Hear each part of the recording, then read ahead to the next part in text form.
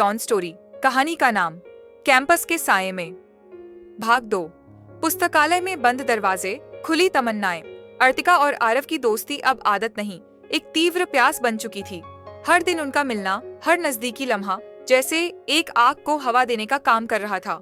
एक शाम जब बारिश फिर शुरू हुई, दोनों पुस्तकालय में रुक गए। आधी लाइट्स बुझ चुकी थीं और शांति गहराती जा रही थी।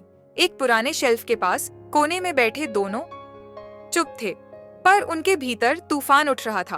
आरव ने रतिका का हाथ थामा, पहली बार पूरे अधिकार से। रतिका ने हाथ नहीं खींचा। उसकी सांसें तेज हो रही थीं, मगर उसकी उंगलियां आरव की उंगलियों में उलझ चुकी थीं। अगर यह गलत है, रतिका ने कहा, तो मुझे फिर सही का मतलब जानना नहीं। आरव ने धीरे से उसके गाल को छुआ और उंगलियां कान के पीछे तक सरक गईं। रतिका की आंखें खुद ब खुद बंद हो गईं। मैं तुम्हें सिर्फ देखना नहीं, महसूस करना चाहता हूँ, आरव ने उसके कान के पास फुसफुसाया। रतिका का शरीर एक पल को सिहर गया। जब उसने आंखें खोलीं, तो आरव की नजरों में केवल प्यास नहीं, इज्जत और बेचैनी भी थी।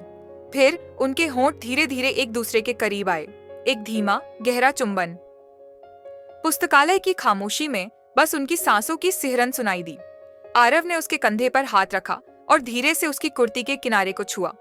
अर्तिका ने कोई विरोध नहीं किया, बस उसकी सांसों में कंपन आ गई।